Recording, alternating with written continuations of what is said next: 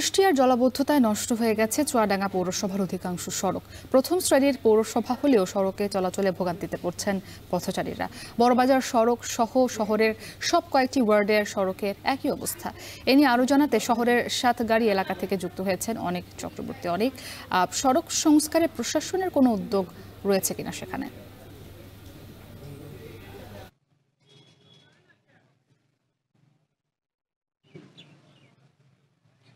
মুক্তি টানা কয়েকদিনের যে বৃষ্টিপাত, সেই বৃষ্টিপাতে চুয়াডাঙ্গা পৌরসভায় যে কটি ওয়ার্ড রয়েছে সেই প্রত্যেকটি ওয়ার্ডের মূল সড়ক এবং এলাকাভিত্তিক যে সড়কগুলো রয়েছে সেই সড়কগুলোর কিন্তু বেহাল অবস্থা। সড়কগুলোর যে বর্তমান যে চিত্র, খালা কন্দে একদম সাধারণ মানুষের ভোগান্তি কিন্তু চরমে পৌঁছেছে। আমি এখন ঠিক রয়েছি চুয়াডাঙ্গা সাতগাড়ি এলাকার ঠিক ৭ নম্বর ওয়ার্ডে। এই ওয়ার্ডের ঢুকতে গিয়েই যেই সড়কটি বাদে সেটি হচ্ছে এই রাস্তাটি। এই রাস্তাটির বর্তমান যে চিত্র মুক্তি, সেটি আসলে বলার মতো নয়, কারণ টানা কয়েকদিনের বৃষ্টিতে এই সড়কের পিচ উঠে গেছে। এই সড়কটি খুব গুরুত্বপূর্ণ সড়ক।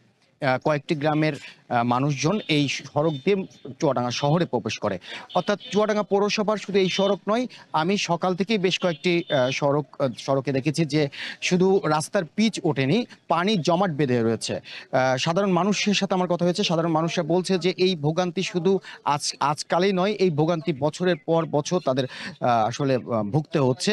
এমনিতেই বর্ষাকাল, এই বর্ষাকালে বৃষ্টিপাতে পানি জমে ভোগান্তি যেন আরো চরমে পৌঁছেছে। আমার সাথে পৌর কর্তৃপক্ষেরও কথা হয়েছিল, বিশেষ করে পৌরসভার যিনি সচিব দায়িত্বে রয়েছেন তার সাথে আমার কথা হয়েছে। তিনি আমাকে বলছেন যে এই পৌরসভায় যে কটি ওয়ার্ড রয়েছে সেই প্রত্যেকটি ওয়ার্ডের জন্য ইতিমধ্যে বাজেট পাস করা হয়েছে। সেই বাজেটে যেই টাকার পরিমাণ রয়েছে সেই টাকার পরিমাণের অঙ্ক যেটি ধরা হয়েছে সেই অনুপাতে চুয়াডাঙ্গার পৌরসভার যে কটি সড়কের বেহাল অবস্থা সেই সড়কগুলো আসলে ঠিক করা হবে। ইতিমধ্যেই কাজ শুরু হয়েছে। বৃষ্টিপাতের কারণে এই কাজে বিঘ্ন ঘটছে বলে তিনি বলছেন যে এই কাজগুলো বন্ধ রয়েছে, অচিরেই এই ভোগান্তি দূর হবে। মুক্তি, একটা বিষয় জানিয়ে রাখি যে চুয়াডাঙ্গার পৌরসভার যে রাস্তাগুলো রয়েছে সেই রাস্তাগুলো কিন্তু বর্তমানে অচল হয়েই পড়ে আছে।